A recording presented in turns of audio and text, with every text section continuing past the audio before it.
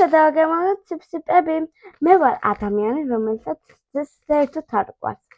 და ბევრი ვიდეო შემხედრია TikTok-ზე, როგორ უძლის სიფსიპი გემოს რძეს და ვნახოთ სიმართლე თუ ტყუილი. ეხლა ჩავასხამ რძეს. მე ცირს ვასხამ, მაგრამ თქვენ შეგიძლიათ თბილით ჩაასხათ. მოდი ჩავასხათ.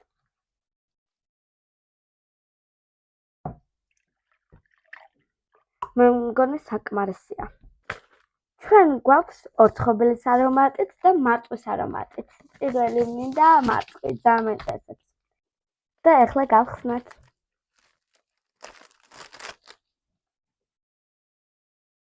და ხსნა აი გავხსნა. ვიღოთ ერთი. ეს.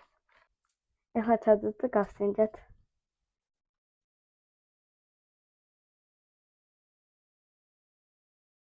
მარწყვის გემოაკ. ძე მარწყვის შერეულია თითქოს. თითქოს ზედა მარწყვის შერეული. ნამდვილად უძლის გემოს და ძალიან მომწონს. ძეზე უფრო მეტად მარწყვის გემო იგრძნობა. ხო გასინჯე რა. ეხლა გავსინჯოთ ორცხობილის, ძალიან მაინტერესებს. უფრო ორცხობილის დამაინტერესა ვიდრე მარწყვის და მოდი გავხსნათ. მოვიღე.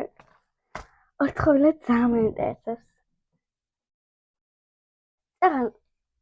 თავიდან ორცხობილის გემოს ცოტა ვერ ვგრძნობდი, მაგრამ ეხლა ძალიან მაგარია.